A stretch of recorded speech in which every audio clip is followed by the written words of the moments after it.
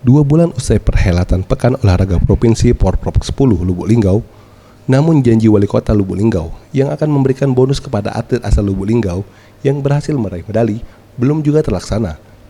Salah satunya Fajar Ali, atlet senam asal Lubuk Linggau yang ditemui Senin 27 Juli 2015 yang berhasil menyumbangkan 2 medali emas dan 1 perak bagi kota kelahirannya, mengaku kecewa karena hadiah yang dijanjikan Wali Kota Lubuk Linggau yang akan memberangkatkan umroh hingga saat ini juga belum terlaksana.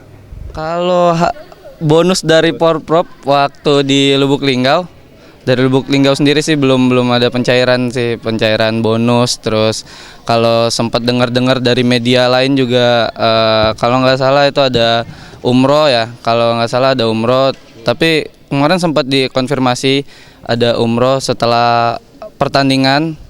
Dua minggu lebih dari setelah pertandingan ada konfirmasi buat umroh, tapi sampai sekarang juga nggak ada konfirmasi lebih lanjut, info lebih lanjut juga nggak ada sampai sekarang. Sampai sekarang nggak ada info lebih lanjut.